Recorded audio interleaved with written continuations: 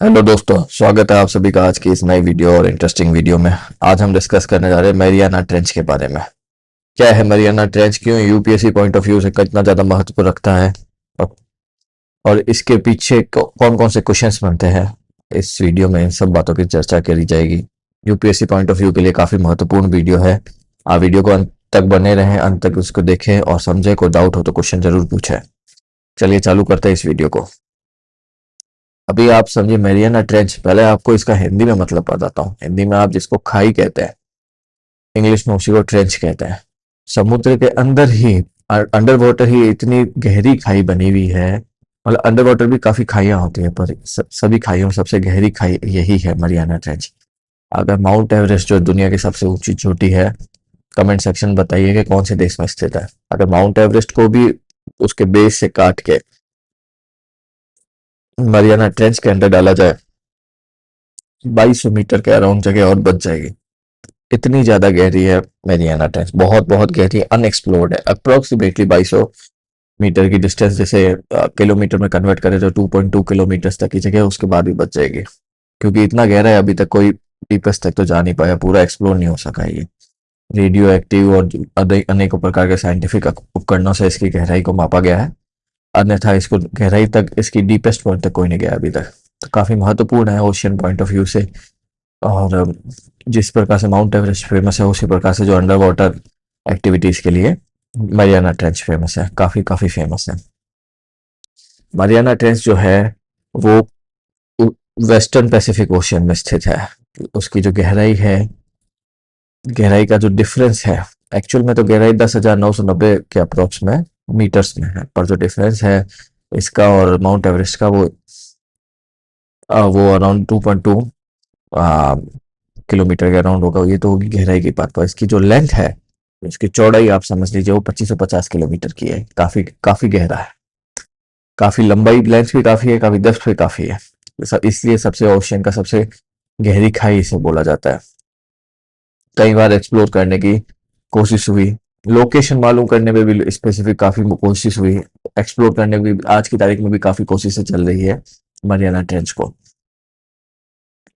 जो इसकी लोकेशन है, जापान के साउथ में है, फिलीपींस के ईस्ट में है, मरियाना आइलैंड खुद है उसके भी ईस्ट में है। जो लोकेशन है वो पैसिफिक ओशियन में है। रिंग ऑफ फायर है, part of ring of fire जो है उसका एक पार्ट है मैरियाना ट्रेंच। मतलब कि आप समझिए पैसिफिक ओशियन में ही मैरियाना ट्रेंच है। खाई जो बनी हुई है वो पैसिफिक ओशियन के अंदर ही बनी हुई है। ये खाई बनने के काफी कारण होते हैं, पर इस मरियाना ट्रेंच की खाई बनने के क्या कारण है? दो प्लेट आप समझिए अंडर द ग्राउंड, मतलब पृथ्वी के अंदर दो प्लेट है। एक तो पैसिफिक प्लेट जो बहुत पुरानी है, बहुत ठंडी है, बहुत भारी है, ठीक है। और दूसरी आप समझिए मरियाना प्लेट। दोनों आपस में टकरी, टकरने से क्या हुआ कि पैसिफिक प्लेट जो है वो नीचे दब गई, जो भारी प्लेट थी वो नीचे दब गई। अब वो उस दबने की वजह से जो है खाई बन गई है। ऐसा माना जाता है कि वो जो प्लेट दबी है तो उसकी वजह से खाई बनी है। प्लेट की जो टकन, आपस में जो प्लेट टकरती है, चाहे वो ओशंस के अंदर टकरे प्लेट, तो ओवरऑल पृथ्वी के पूरे नीचे ही स्थित है। आपको मैंने पिछले वीडियोस में भी क्लियर किया है। तो प्लेट के टकरने से जो भारी प्लेट है, जो इसको पैसिफिक प्लेट कहते हैं, वो नीचे दब गई उसके बाद में, जिससे इस खाई का जन्म हुआ है। इसकी जो सबसे गहरा पॉइंट है मैरियाना ट्रेंच का, उसे चैलेंजर डीप के नाम से जाना जाता है। चैलेंजर डीप एक, चैलेंजर नाम का एक जहाज निकला था 1800 ईस्वी में मरियाना मरियाना ट्रेंच की एक्सप्लोर करने, उसकी रिसर्च करने। तो उसी के नाम पर चैलेंजर डीप का नाम रख पड़ा है। डीपेस्ट पॉइंट है, 10,900 मीटर की इसकी गहराई है। इसका अब आप समझिए, आप 1 फीट भी अगर पानी में है, अगर आप जमीन पे रह रहे हैं, हम सब जमीन पे रह रहे हैं, हवा में रह रहे हैं, मतलब कोई पानी की सराउंडिंग नहीं है, हमारे ऊपर कोई प्रेशर नहीं है। अगर आप 1 फीट भी अंदर स्विमिंग कर रहे हैं पानी में, तो आपके ऊपर 1 फीट पानी का भार है। तो जैसे जैसे आप डीप जाएंगे, वैसे वैसे प्रेशर बढ़ता जाएगा। अगर आप बिना इक्विपमेंट ज्यादा गहरे जाते हैं, तो एक सर्टेन लिमिट के बाद आपके कानों से खून निकलने लग जाएगा, काफी गहरा होता है। पर जो चैलेंजर डीप है, 1000 टाइम्स जो है एटमॉस्फेरिक प्रेशर है वहां पे ज्यादा है।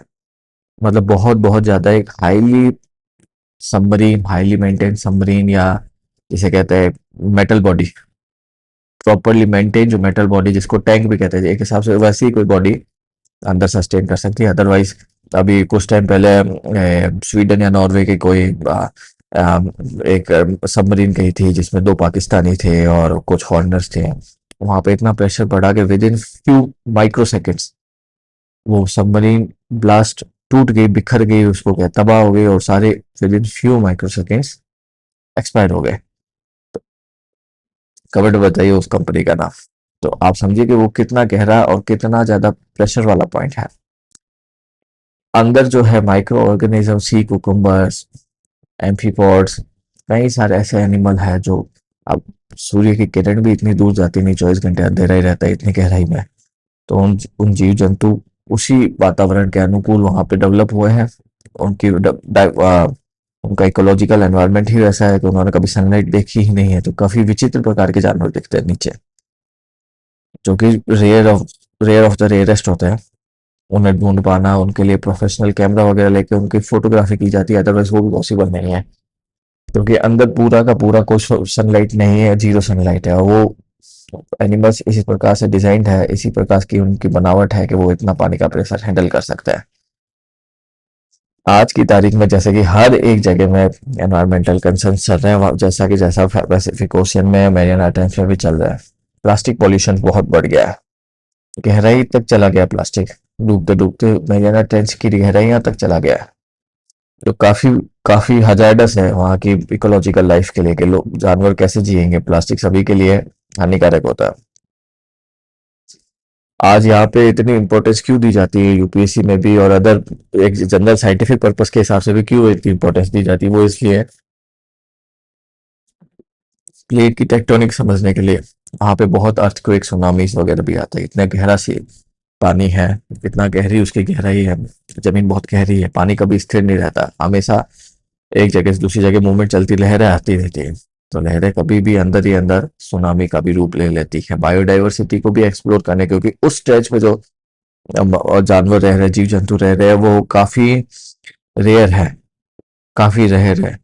डीप सी एक्सप्लोरेशन के लिए भी काफी महत्वपूर्ण हो जाता है mariana ट्रेंच। यूपीएससी प्रीलिम्स के लिए आप देखिए, डीपेस्ट ट्रेंच आपको ध्यान में रखना है, पैसिफिक ओशियन आपको ध्यान में रखना है कहाँ पे है। चैलेंजर डीप क्या है, किसके नाम पे पड़ा है और कितना गहरा है, कौन सी ट्रेंच में है, सबडक्शन रोड और रिंग ऑफ फायर। ये आपको यूपीएससी प्रीलिम्स में बहुत बहुत महत्वपूर्ण चीज हो जाती है प्रीलिम्स के रिगार्डिंग। इसमें सवाल उठता है।